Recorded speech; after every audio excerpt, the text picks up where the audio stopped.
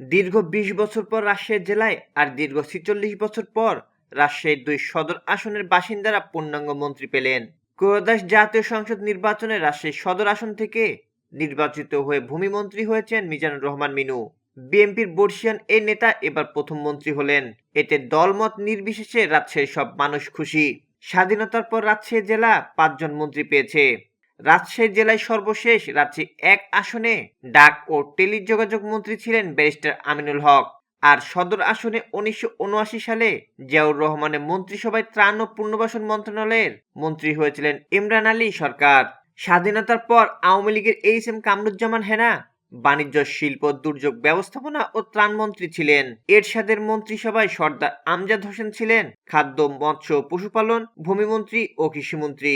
আওয়ামী লীগের গত ১৭ বছর রাজশাহীতে কোনো মন্ত্রী দেওয়া হয়নি। তবে রাজশাহী ৬ আসনে নির্বাচিত আওয়ামী লীগের শাহরিয়ার আলম ২০১৭ থেকে ২০২৪ পর্যন্ত পররাষ্ট্র প্রতিমন্ত্রী ছিলেন। আর ১৯৯১ থেকে ৯৬ মেয়াদে রাজশাহী সদর আসন থেকে নির্বাচিত বিএনপির কবির হোসেন ভূমি প্রতিমন্ত্রী এবং ওই সংসদে রাজশাহী ১ আসন থেকে ব্যারিস্টার আমিনুল হক সংস্থাপন প্রতিমন্ত্রী ছিলেন। বাগমারা সর্দার আমজাদ হোসেনও ১৯৮৬ সালে খাদ্য প্রতিমন্ত্রী হয়েছিলেন। দীর্ঘদিন পর রাজশাহী সদর থেকে মিজানুর রহমান মিনু মন্ত্রী হলেন।